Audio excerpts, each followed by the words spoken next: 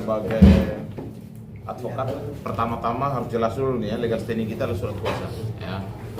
Surat kuasa dari klien saya itu bernama Tuan M. Fahyumi bin Syarbini ya, yang saat ini lagi ditahan di Polda Kepri. Jadi hari ini teman-teman saya akan press release terkait dengan persoalan yang terjadi terhadap klien saya.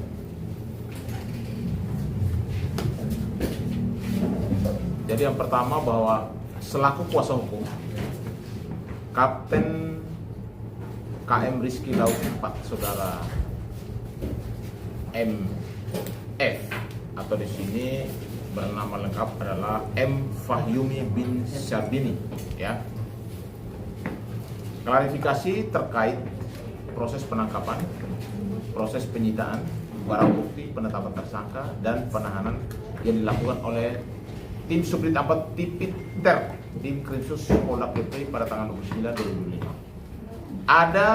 Saya temukan banyak kejanggalan prosedural yang berpotensi mencederai hak-hak klien saya yang bertentangan dengan hukum positif yang berlaku. Kronologi ya, saya harus sampai kronologi yang sebenarnya. Pertama-tama, hari Kamis tanggal 29 2005 itu adalah hari libur nasional. 00.30 jam 12.30 atau 00.30 WIB tanggal 29, KM Rizky Laut 4 berangkat dari Tanjung Uncang menuju perairan Kabil. Jam 1 dini hari 01.00 WIB setelah selesai kegiatan, kapal kembali menuju Tanjung Uncang. Di perairan Tanjung Uncang, kapal dalam kondisi berjalan normal, tanpa adanya pelanggaran, tanpa adanya ceceran minyak, tanpa adanya kerusakan, tanpa korban jiwa. Tapi tiba-tiba di jam itu, jam 1-an, didekati satu unit speedboat sipil bermesin 200 PK berisi 5 pria bersenjata laras panjang. Tanpa menunjukkan surat perintah penangkapan atau surat tugas, mereka memanjat kapal dan menodongkan senjata kepada kru dan kapten seraya berteriak agar tidak bergerak. Dan HP awak kapal disita tanpa berita acara penyitaan. Dan kemudian kemudi kapal udah pasti ya. Di sini menurut kapten kapal yang saya sudah ketemu menyatakan bahwa diambil paksa. Dan jalurnya akhirnya karena waktu situasi air surut jam 3 pagi kapal akhirnya melalui jalur dangkal sehingga kandas di pasir, tidak terjadi kecelakaan, kerusakan, tumpahan minyak atau korban jiwa. Jam 11.30 ya, jam 11.30 di tanggal 30 KM Rizky Laut 4 tiba di dermaga Mako Port Airut Polda Kepri. 12.00 WIB, 2 orang kru dan 1 kapten dibawa ke aula ya, aula Mako Port Airut. Jam 1 siang sampai dengan jam 1 dini hari 2 kru diperiksa di Subdit 4 Tipiter Krimsus Polda Kepri lalu dipulangkan ke Simpang MTC Sekupang. Kapten tetap ditahan ya. Surat penangkapan baru diserahkan ke istri setelah semua proses berjalan. Tanggal 30 Mei, tim Subdit 4 Tipiter Krimsus Polda Kepri menyedot BBM di kapal sebanyak 11.120 liter menggunakan 2 lori tangki. Berita acara penyitaan tanpa dihadiri kapten dan tanpa menitipkan barang bukti ke Ruk Basan hanya disaksikan oleh 3 kru. BBM tersebut kemudian diketahui dititipkan ke gudang PT Rizky Barokah Madani atas permintaan tim Subdit 4. Tanggal 31 Mei, SPDP baru dikirim ke kejaksaan. Ya. Hal ini belum terverifikasi. Catatan di sini bahwa kapal tidak sedang dalam melakukan tindak pidana apapun, serta itu tidak ada minyak tumpah, tidak kandas, dan tidak ada korban jiwa. Ya. Seluruh HP awak kapal waktu itu disita secara sepihak tanpa berita acara penyitaan. Ya. Kemudian kapal diambil alih paksa oleh tim tersebut, lalu kapal diarahkan sesuai instruksi mereka. Saat itu kapal diarahkan dari jalur dangkal hingga menabrak pasir dan kandas di jam 3 pagi akibat air surut. Tidak ada kerusakan berat, korban jiwa, dan insiden tersebut. Dalam hal tersebut ya, analisis hukum kami bahwa penangkapan tidak sah secara prosedural. Pasal 18 ayat 1 mewajibkan petugas memperlihatkan surat perintah penangkapan kepada tersangka. Penangkapan dilakukan kecuali tertangkap tangan. Dalam kasus ini tidak ada surat perintah di lokasi. tidak dalam keadaan tertangkap tangan karena kapal berjalan normal tanpa tumpahan minyak, korban dan pelanggaran hukum yang kasat mata. Jurisprudensi putusan Prapit nomor 32 Pit Prap garing 2013 PN Jakarta Selatan. Penangkapan tanpa surat perintah yang ditujukan di lokasi tanpa status tangkap tangan adalah tidak sah dan batal demi hukum. Penyitaan barang bukti HP BBM tanpa prosedural. Pasal 38 JO pasal 39 KUHP. Penyitaan wajib dengan surat perintah penyitaan, berita acara penyitaan yang ditandatangani petugas, tersangka dan 2 orang saksi. Fakta. HP waktu itu disita tanpa berita acara. BBM 11.120 liter disedot pada tanggal 30 Mei tanpa berita acara, tanpa kehadiran daripada kapten kapal dan tanpa penitipan resmi. Jurisprudensi putusan Prapit nomor 69 garing Pit garing Prap garing 2015 PN Jakarta Selatan. Penyitaan tanpa berita acara dan tanpa saksi adalah tidak sah. Barang bukti dinyatakan tidak sah menurut hukum. Ya. Penetapan tersangka dan penahanan di hari libur nasional. Pasal 17 KUHP mensyaratkan penangkapan dilaksanakan atas perintah pejabat berwenang kecuali tangkap tangan.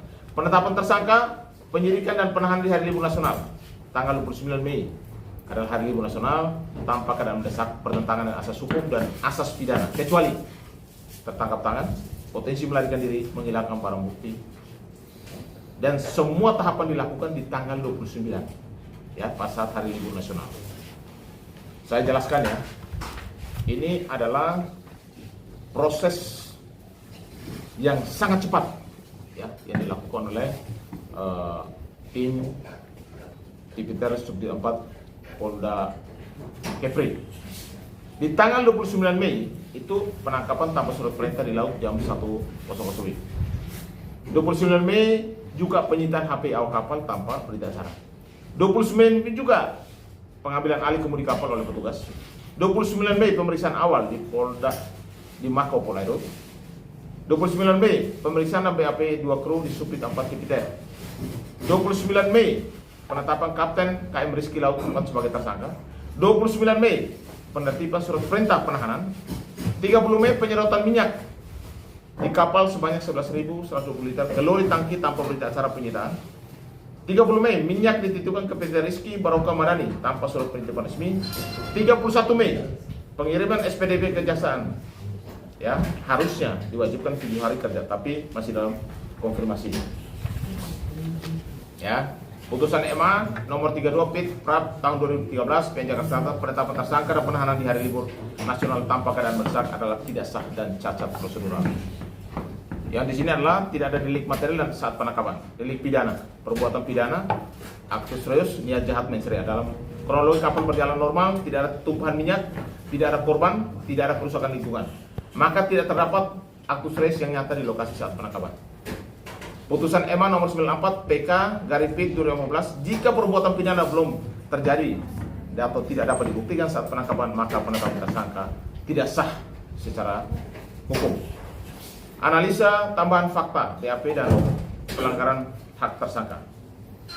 Ya, di sini ada beberapa contoh kasus. Yang pertama, ketidaksesuaian antara BAP dan fakta pemeriksaan. Itu nanti kami akan sampaikan ya dalam proses berikutnya. 2, konsekuensi hukum dan pemeriksaan tanpa pendampingan penasihat hukum. Dan ini konfirmasi bahwa klien saya pada saat pertemuan tadi pagi sama saya di tahanan bahwa dia tidak didampingi oleh penasihat hukum pada saat pemeriksaan. Tetapi di dalam BAP dinyatakan ada pendampingan ya. Nah, ini masih nanti saya klarifikasi dulu. Bahwa putusan MK nomor 16 PUU Step Angka 2010 menegaskan bahwa setiap tersangka berhak mendapatkan bantuan hukum sejak dini, termasuk dalam tahap penyidikan, dan bila tidak diberikan maka alat bukti yang diperoleh menjadi tidak sah. Akibat hukumnya jelas ya. Dan yang berikut yang saya mau perlu sampaikan bahwa saya sudah melakukan investigasi dan juga penyelidikan di wilayah TKP bahwa kami menduga keras ada keterlibatan ya, ada oknum pejabat di dalam jaringan mafia minyak di wilayah Kepri. Dan hal ini akan saya buka pada waktunya, ya.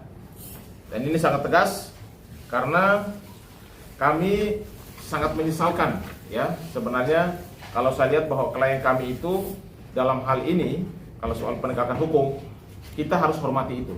Tetapi kalau soal ditahan, kita harus melihat bahwa apakah ini kan masalah kasus ekonomi, perlu ditahan atau tidak. Dan pasal disangkakan itu sesuai dengan perbuatan dia atau tidak. Supaya jangan sampai ya ini menjadi bumerang sendiri. Yang berikut kesimpulan, ya kesimpulan di sini saya mau sampaikan yang pertama, proses penangkapan, penetapan tersangka dan penahanan terhadap Kapten KM Rizky Laut 4 Saudara MF dilakukan dengan melanggar prosedur hukum yang diatur dalam KUHP dan asas hukum yang acara pidana, termasuk pelanggaran terhadap hak tersangka sebagaimana dijamin oleh Undang-Undang Nomor 8 Tahun 1981, ya Undang-Undang 39 Tahun 99, Undang-Undang HAM dan Putusan Mahkamah Konstitusi Nomor 16, PUU Angka 8 Tahun 2010. 2. Pemeriksaan terhadap tersangka dilakukan tanpa pendampingan. Ada informasi yang saya dapat langsung dari klien saya. 3 kali saya bertanya apakah saudara didampingi, dibilang tidak. Nanti kita akan klarifikasi dari pihak kepolisian karena di BAP ternyata ada pendampingan, ya. Kalau misalnya pendampingan ternyata tidak ada, berarti cacat hukum dan tidak syarat formilnya tidak terpenuhi sebagai alat bukti yang sah. Ini mencederai hak konstitusional tersangka dan bantuan hukum, menciptakan ruang terjadinya tekanan atau intimidasi dalam BAP. 3. Penyitaan HP, ya. Harusnya dalam penyitaan itu harus ada berita acara penyitaan.